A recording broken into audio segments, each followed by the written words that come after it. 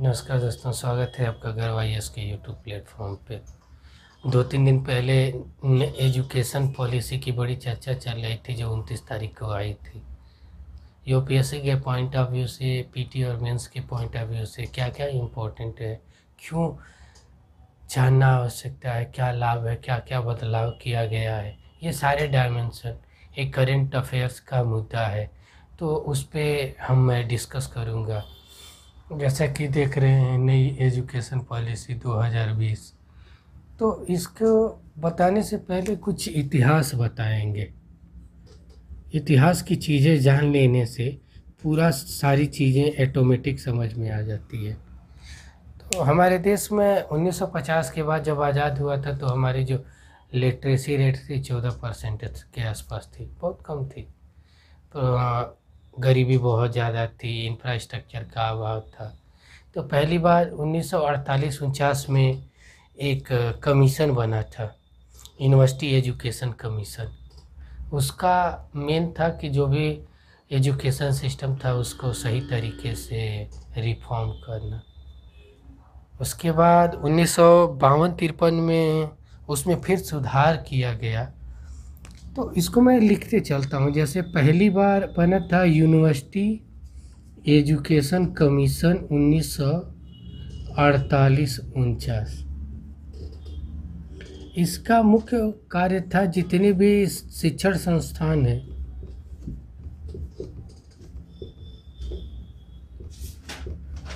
उसका विकास करना, जो भी आवश्यकता हो सारी चीज़ों को देखना।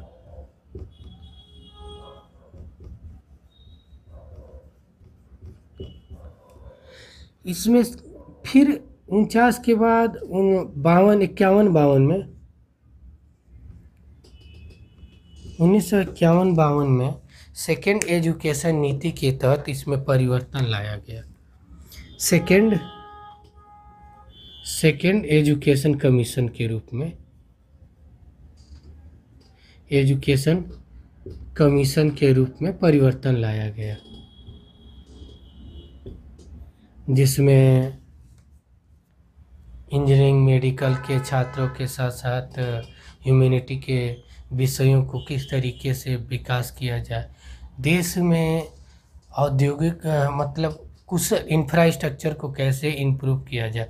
क्योंकि जब हमारा देश आज़ाद हुआ था इस समय करीबन भारत की 60% आबादी एग्रीकल्चर पे डिपेंड थी, और वो भी ट्रेडिशनल चीज़ों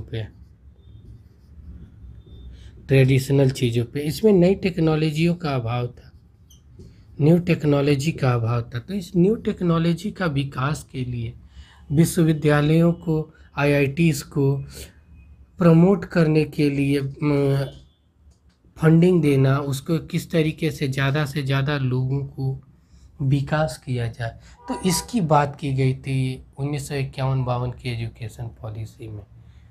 सही मायने में 1964-65 का जब दौर आता है तो एक कोठारी आयोग का निर्माण होता है। 1964 में 1962 और 65 भारत के इतिहास में बहुत ही इम्पोर्टेंट है। चीन युद्ध, पाक युद्ध, उसी के बीच में 1964 में कोठारी आयोग का गठन हुआ। बहुत इम्पोर्टेंट यहीं से हो जाता है, का गठन हुआ। कोठारी आयोग के कुछ सुझाव थे जो बहुत ही जेन्युइन थे, और दुख की बात यह है कि आज तक कोई भी सरकार उसको पूरा नहीं कर पाई। उसकी पहली ये थी कि पूरे बजट का जीडीपी के जो बजट का 6% आप एजुकेशन शिक्षा पे खर्च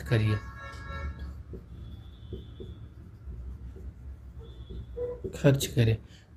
आज 56 साल हो गया और दशा ये है कि आज भी 2 से 3% ही सरकार खर्च करती है एजुकेशन पॉलिसी पे।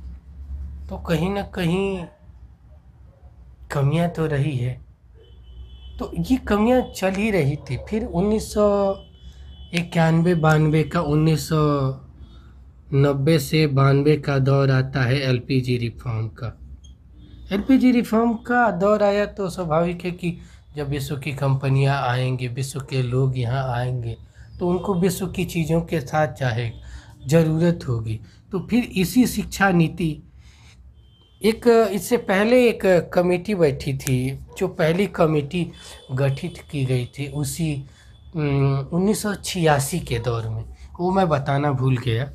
थोड़ी सी उस चीज़ की चर्चा करना बहुत ज़रूरी है।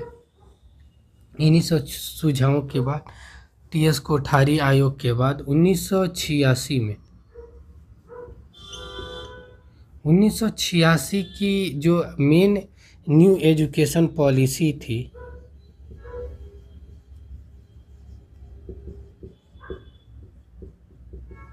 जो आज तक चली आ रही थी, इसमें ये बात सही है कि इसमें समय समय पे बदलाव हो रहे थे। जो आज मॉडल है क्लास 12th तक का, 1 से 10th तक, और उसके बाद 11 to 12th, ये वाला मॉडल है एजुकेशन प्रणाली की, ये 1986 के मॉडल के ही आधार पे चला आ रहा था। हाँ, ये बात है, इसमें 1991-92 में एलपीजी रिफॉर्म होने के बाद 1992 में इसमें को मॉडिफाई किया गया, जिससे विश्व की संस्थाओं से जोड़ा जा सके और अपना विकास किया जा सके। ये दौर चल रहा था, धीरे धीरे ये दौर चलते आ रहा था। दौर आया 1914 का, जब एनडीए की सरकार बनी। 1914 में 2014 में एनडीए की सरकार बनी, अर्थात बीजेपी एनडीए की सरकार बनी, जिसमें बीजेपी मुख्य पार्टी के रूप में केंद्र में बनी। तो 2016 में टीएसआर सुब्रमण्यम समिति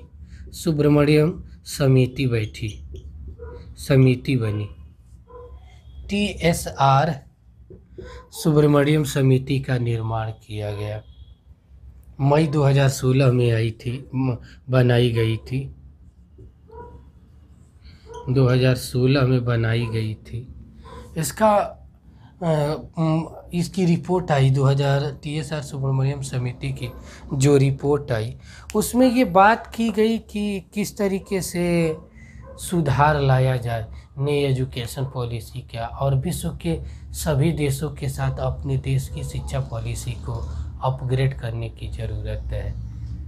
जो हमारे देश में अभी तक थ्योरेटिकल शिक्षा पद्धति थी कि थ्योरी को पढ़ाया जाता था, उसे कहीं ना कहीं इनोवेशन पद्धति से जोड़कर प्रैक्टिकल और व्यवहारिक बनाने की बात हमेशा चलती आ रही है।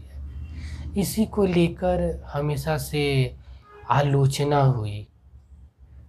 इस सारी समस्याओं को दूर करने के लिए 1976 में 42वां संविधान संशोधन हुआ था। तो इंदिरा गांधी के शासनकाल में उसमें जो शिक्षा की विषय है उसको राज्य सूची से हटाकर संघ सूची में डाल दिया गया, कॉन्करेंट लिस्ट में डाल दिया गया, संघ सूची में समवर्ती सूची में डाल दिया गया। समवर्ती सूची में डाल देने से फ़ायदा ये हो गया कि केंद्र और राज्य दोनों ही इस पे कानून बना सकती है और इम्प्लीमेंट कर सकती है। ये दौर चल रहा था जब टीएसआर सुब्रमण्यम सब को दिए कि इसको एक नेशनल भाषा के रूप में हिंदी के साथ शिक्षा व्यवस्था और संस्कृत को सारी चीज़ें लाई जाए, मातृभाषाओं में शिक्षा का विकास किया जाए। तो बहुत से राज्यों ने विरोध किया, बहुत ज़्यादा विरोध चल रहा था 16-17 में। फिर उसके बाद के कस्तूरी रंगन, ये कमेटियाँ बहुत इम्पोर्टेंट है, के कस्तूरी रंगन समिति का निर्माण हुआ। समिति, कस्तूरी रंगन समिति का निर्माण हुआ। ये इनको पद्म विभूषण भी मिल चुका है। तो इनकी अध्यक्षता में एक निर्माण हुआ जिसमें भारत के सभी राज्यों जिलों से सलाह मशवरा लेने के बाद ये 2019 में रिपोर्ट सौंपी, जिसकी जांच के लिए साल भर का समय लगभग लग गया, जिसको अंततोगत्वा 29 जुलाई 2020 को हमारे MHRD मिनिस्टर रमेश पोखरियाल जी ने मेंशन किया कि किस तरीके से क्या क्या परिवर्तन हुआ। एक 20 पेज का सारा मॉडिफाई डाटा है। आप पढ़ने के बाद इस चीज़ को ज़रूर पढ़ें। मात्र 20 पेज का है PDF के रूप में। मैं कोशिश करूँगा कि आप लोग को वहाँ पे डाल दूँ, जिससे आप लोग एक बार पढ़ने और समझने के बाद आसानी से सारी चीज़ों को पढ़ लें। इसके साथ मैं जब ये वीडियो में है तो इसके इतिहास को भी मैं डिटेल से डिस्कस कर दिया हूँ। जो आज़ादी के बाद जितनी एजुकेशन सिस्टम में परिवर्तन हुआ वो सारा चीज़ इसमें इंक्लूडेड होगा। TSSR सुब्रमण्यम समिति की रिपोर्ट जब 29 जुलाई को रमेश पोखरियाल जी ने दिया था, तो इसमें क्या क्या चेंजिंग है वो चीज़ें समझना बहुत ज़रूरी है। तो इससे पहले, समझने से पहले कुछ चीज़ें हम समझ लें कि जो पुराना मॉडल है वो क्या कैसे था और क्या क्या था। या एक और करंट की चीज़ें बता देते हैं।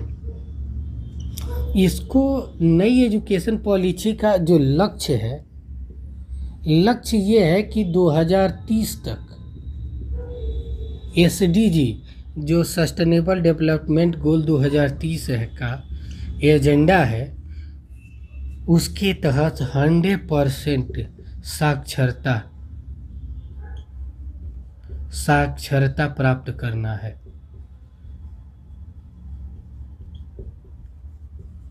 आपको जान के बड़ा आश्चर्य होगा कि भारत में साक्षरता का परिभाषा कैसे निकलता है। तो मैं यहाँ पे बता दूं कि भारत में साक्षर कौन है। यदि कोई व्यक्ति किसी भाषा को लिख सकता है, बोल सकता है, बोल सकता है, तो उस व्यक्ति को साक्षर कहेंगे। ये हमारी साक्षरता की जो परिभाषा, लिख सकता है, बोल सकता है। जब लिख सकता है और बोल सकता है तो वो स्वाभाविक है कि उसे पढ़ भी सकता है। यानी जो साक्षरता रेट है, मान लो कि क्लास 5 तक लड़का कोई हिंदी बोल सकता है, लिख सकता है, पढ़ सकता है, उसे साक्षर घोषित कर देंगे। ये हमारी साक्षरता की परिभाषा है। बड़ी विचित्र अनोखी परिभाषा है। जैसे भी हो, भारत के बुद्धिजीवियों द्वारा बनाई है तो हम इस पर क्रिटिसाइज नहीं कर सकते हैं। अच्छी ही होगी, कोई सोच के ही बनाया गया होगा। तो SDG का लक्ष्य है कि 2030 तक 100% भारत को साक्षर बनाया जाए। 2011 की जनगणना के अनुसार भारत की जो साक्षरता दर है 74% के आसपास है। इसमें कुछ राज्यों ने अच्छा परफॉर्मेंस किया तो कुछ राज्यों ने बुरा परफॉर्मेंस किया। तो ये सारी चीज़ें चल रही थी। अब बात मूल आती है सिस्टम में। एक नई चीज़ लागू किया गया है कि जो MHRD मिनिस्ट्री होगी उसको बदलकर MHRD मिनिस्ट्री होगी, उसे बदलकर शिक्षा मंत्रालय कर दिया जाएगा। शिक्षा मंत्रालय कर दिया जाएगा, नाम ही चेंज कर दिया जाएगा। हायर एजुकेशन में MPhil की डिग्री होती है, MPhil की डिग्री होती है, उसे ख़त्म कर दिया जाएगा। हाँ, यूट्यूब पे कुछ लोग कह रहे थे कि क्लास 10th 11th की बोर्ड परीक्षा ख़त्म हो जाएगी, लेकिन जो ड्राफ्ट पड़ा उसमें नहीं, ख़त्म करने की बात नहीं किया गया है। बस अंतर ये कर दिया गया है कि इंटर के आधार पर विषय चुनने की स्वतंत्रता दे दी गई। जो अभी तक ये था कि हम मैथ ग्रुप से हैं तो हम बायो ग्रुप से हैं, तो आर्ट्स से हैं तो कॉमर्स से हैं, ये जो डिस्क्रिमिनेशन था उसको समाप्त कर दिया गया है। प्लस एक नया मॉडल लाया गया है 5+3+3+4। ये मॉडल क्या है? इस मॉडल को समझने के लिए हमें आवश्यकता होगी कि पुराने मॉडल को समझा जाए कि पुराना मॉडल कैसे काम करता है, कैसे हम शिक्षा व्यवस्था में अभी तक काम करते आए हैं। तो जो एक चार्ट के रूप में मैं बना के समझाऊंगा, दो है, ओल्ड एजुकेशन सिस्टम,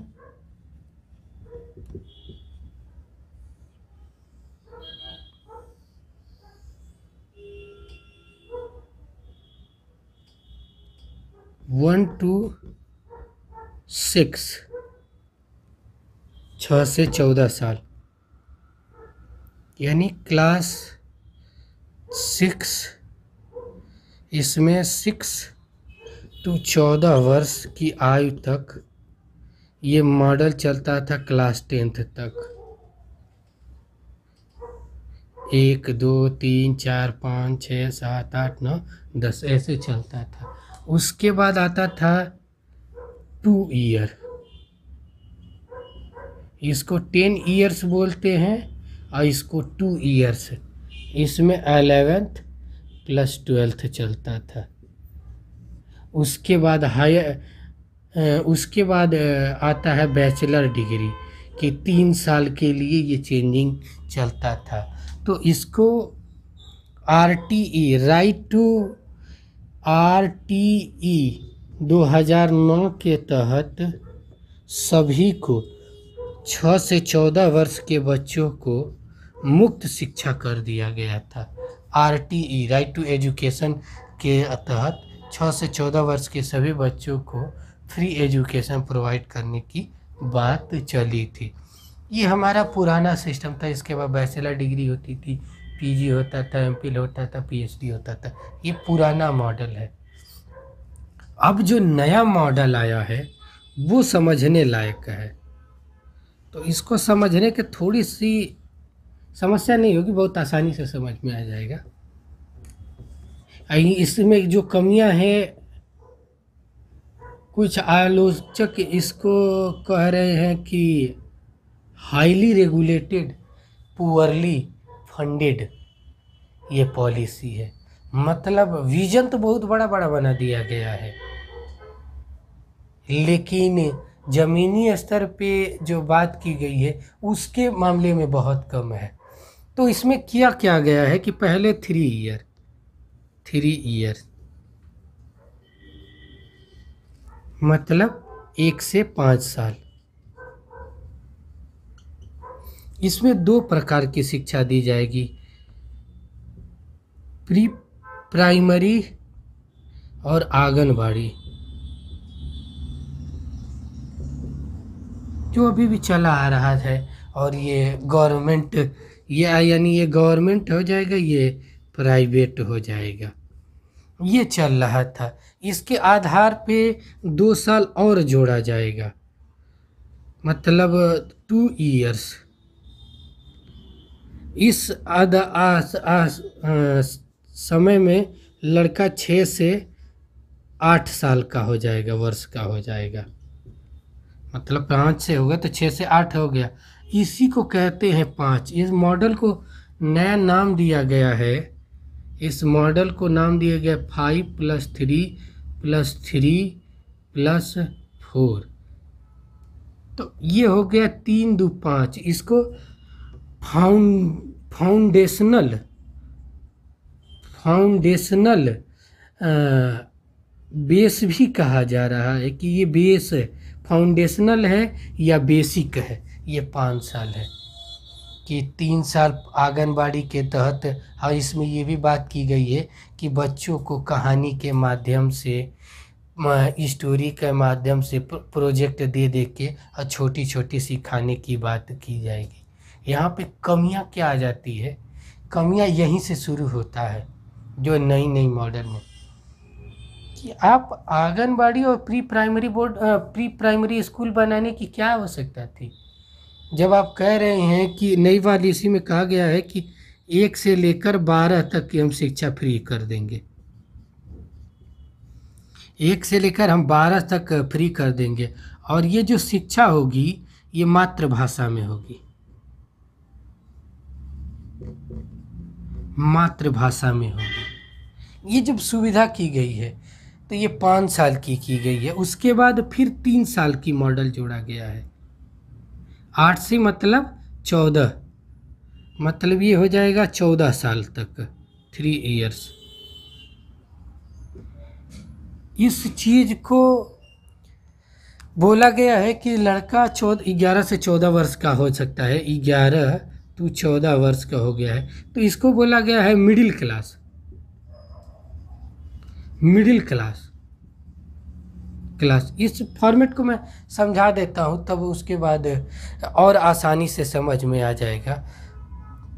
3 + 2 + 3 यानी 5 + 3, फिर 3 आया, मतलब क्लास 6 से 8 तक ये हो जाएगा आपको क्लास 6 to 8 तक, क्लास 6 से क्लास 8 तक का ये ड्यूरेशन आएगा, जिसमें नई नए साइंस पे प्रोजेक्ट सिखाया जाएगा, इनोवेशन का तरीका सिखाया जाएगा। मिडिल टर्म में उन्हें प्रैक्टिकल के माध्यम से नई तकनीकी से जोड़ने का विचार किया जाएगा, अनुसंधानों में ले जाकर ये प्रोजेक्ट चलाया जाएगा। ये 3 साल का चल रहा था। अब उसके बाद कर दिया गया है कि जो 9 से 12 तक 3 साल, यानी इस उम्र में लड़के की उम्र 18 वर्ष के आसपास हो जाती है। ठीक है, यहाँ पे बहुत अच्छा हुआ है, इस चीज़ में यहाँ पे बहुत अच्छा भी हुआ है कि जो लड़का सबसे अच्छा इस एजुकेशन पॉलिसी का यहीं पे मेरे को अच्छा लगा। इसमें अच्छा क्यों लगा और क्या हुआ है तो मैं आपको समझा दूंगा, तो शायद थोड़ा सा अच्छे से समझ में आ जाएगा। इसमें किया क्या गया है कि जैसे हम लोग को अभी तक था कि math group, bio group, art group, science group, ये सारे सेक्टर बन गए थे कि ये लोग तेज तड़ाक होते हैं, ये सारे गधे होते हैं। ये जो अवधारणा थी, डिस्क्रिमिनेशन था, इसको समाप्त कर दिया गया और ये ला दिया गया है कि इसके तहत जो लड़का चाहे वो सब्जेक्ट की चॉइस की चीज़ें उसके अंतर्गत होगी। इस लेवल पे एक चीज़ और बहुत अच्छा किया गया है, लैंग्वेज सिखाने की भी बात की गई है कि कोई लड़का यदि चाहे दूसरी लैंग्वेज मातृभाषा के साथ तो वो सीख सकता है। इसके लिए होगा क्या कि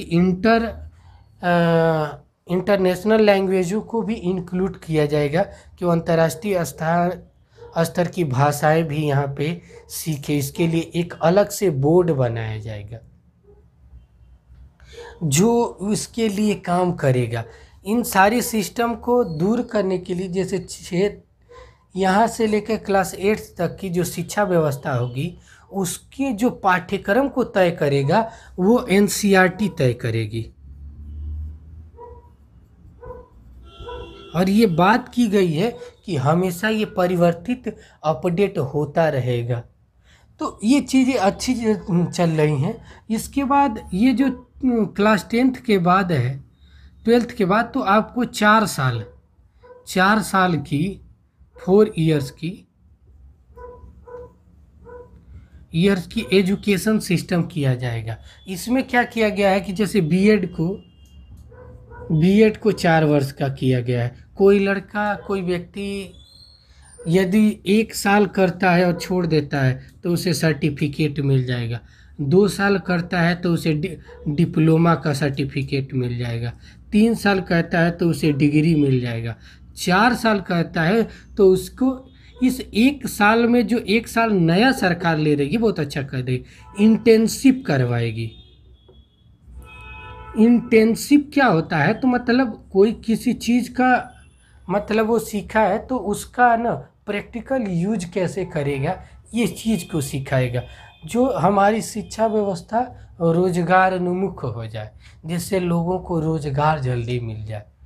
इसके लिए एक अलग बोर्ड की स्थापना होगी जो पैसा देने का कार्य करेगी, जिसे कहेंगे एकेडमिक बैंक ऑफ क्रेडिट, जो एक एक पैसा अलॉट करने का काम करेगी। ये तो अब इसके बाद यहाँ पे ये भी किया गया है कि जितने यूनिवर्सिटी हैं, ये कॉलेज हैं, यूनिवर्सिटी कॉलेज हैं, उनको ये छूट दी जाएगी कि वो हर चीज़ पढ़ा सकें। जैसे आईआईटी में अब किया जा रहा है आईआईटी, जो सामान्यतः इंजीनियरिंग के लिए जाना जाता है, इंजीनियरिंग के लिए जाना जाता है, लेकिन इसमें अब एमबीए भी शुरू कर दिया गया है, एमबीए भी शुरू कर दिया गया है, जो कि एमबीए आईआईएम्स के द्वारा होता है, आईआईएम मैनेजमेंट का। तो इनको हर क्षेत्र में खोल दिया जाएगा कि ये करे, तो इससे लाभ क्या हो, लाभ भी होगा और हानियाँ भी होगी। लाभ ये होगा कि लोगों थोड़ी सी विविधता बढ़ जाएगी, हानियाँ ये होगी कि जो क्षेत्र इंजीनियरिंग के क्षेत्र में बहुत अच्छा कर रहा था, अपनी एक ख्याति प्राप्त कर चुका है, वो कहीं ना कहीं डाइवर्सिटी में भटकेगा कि पता चले कि अब इसको आर्ट की सब्जेक्ट पढ़ा है, पॉलिटिकल साइंस में पीएचडी करवा रहा है, पॉलिटिकल साइंस में एमए करवा रहा है, तो कहीं ना कहीं वहाँ पे ना एक दूसरे के साथ संघर्ष होगा।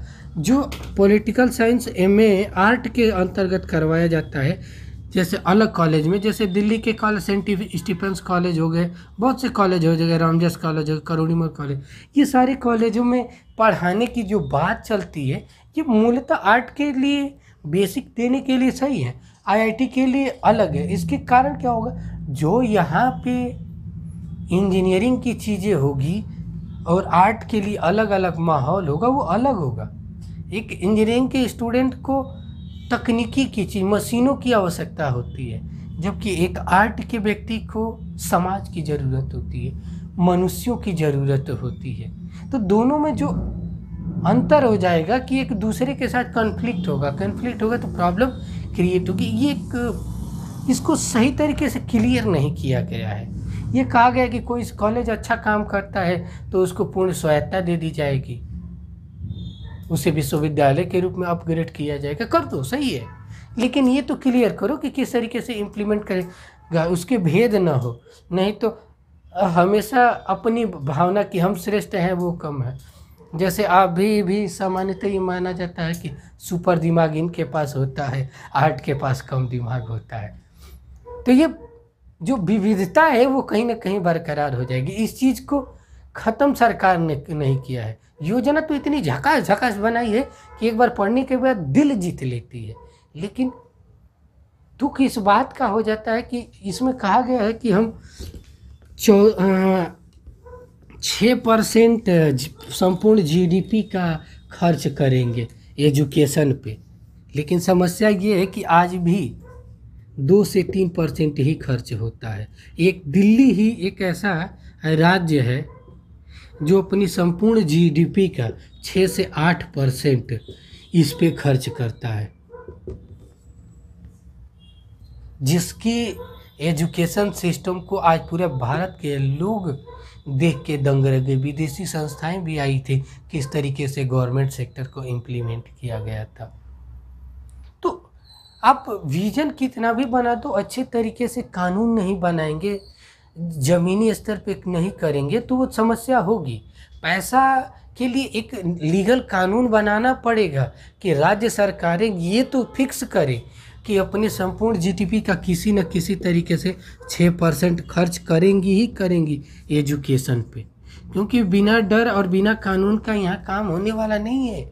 यह हवा ही होता है, क्योंकि ये जो 6% खर्च करने की बात आई है 1966 से चली आ रही है। कोठारी आयोग की रिकमेंडेशन थी और आज तक विविधता आई है कि 2 से 3% में लटके हुए हैं। तो इसके लिए नियम नहीं बनाया गया, ये इसकी सबसे बड़ी कमियों में से एक है। इसीलिए मैं बोला कि ये जो एजुकेशन पॉलिसी है highly regulated but poorly funded, मतलब इसमें पैसे की कोई चीज़ें सही तरीके से नहीं किया गया है। तो ये समस्या हो गई। इसके लिए जो पाठ्यक्रम होगा उसके लिए ये बोले हैं कि एक नए बोर्ड का निर्माण किया जाएगा जिसका नाम होगा NCFSE। एक बोर्ड की स्थापना की जाएगी जो ये देखेगा कि किन किन की आवश्यकता है, क्या क्या चीज़ें कमियां हैं, कौन की चीज़ें नई अपडेट हो रही है, उस चीज़ों को अपडेट कर दिया जाएगा। हाँ, इसके साथ इसमें एक सबसे बड़ी कमी है कि इसमें जो पहले ये था कि MHRD मिनिस्ट्री के तहत सारी चीज़ें रेगुलेट की जाती है, इसमें अलग से 6 बोर्ड बना दिए गए हैं। 6 बोर्ड कैसे बने हैं? जैसे हाई स्कूल के एग्ज़ाम दिए, 10th का बोर्ड का एग्ज़ाम लड़का दिया, फिर एक नेशनल लेवल का एग्ज़ाम होगा उसका देगा, फिर यदि ये होगा तो उसके साथ जो अभी बताए ये जो पाठ्यक्रम वाली संस्था है उसको लगता है कि सही तरीके से इम्प्लीमेंट हुआ तो ये जांच लेगी। ये मतलब कहने का मतलब टीचरों के जो विकास की जो बात की गई है उसमें जो अपग्रेड करने की हर 5 साल पे अपग्रेड किया जाएगा। इसमें ये भी बात की गई है कि ई शिक्षा में भारत की पहले 2-3 शिक्षा योजनाएं चल रही थी। दीक्षा चल रही थी, दीक्षा ई पोर्टल को बढ़ावा दिया जाएगा और गांव के दूर दराज इलाकों के जो पढ़ने वाले लड़के हैं, टीचर की कमी है, उसको पूर्ति सही किया जाएगा। लेकिन समस्या है कि पहले तो आप इंटरनेट सुविधा से लेकर डिजिटल प्लेटफॉर्म की जो चीज़ें उसको तो सही करो, टीचरों को अपग्रेड करने की व्यवस्था करें। बिना अपग्रेड कर किए पॉसिबल ही नहीं है कि वो होते। तकनीकी का विकास करे तो कुछ कमियां हैं, लेकिन कुल मिला के यदि देखा जाए तो विजन बहुत अच्छा है इस योजना का, जिसके लिए बार बार इसकी सराहना की जाएगी। लेकिन जो कमियां थी वो चीज़ें मैंने बता दिया कि कहाँ कहाँ कमियां आ रही थी। तो प्राइमरी लेवल पे, सेकेंडरी लेवल पे जो कमियां थी वो सारी की सारी चीज़ें बता दिए हैं। तो ये था नई एजुकेशन पॉलिसी का जो ड्राफ्ट PT कमेंट्स कि क्या है, इतिहास क्या है, लाभ क्या है, हानियाँ क्या है। Thank you.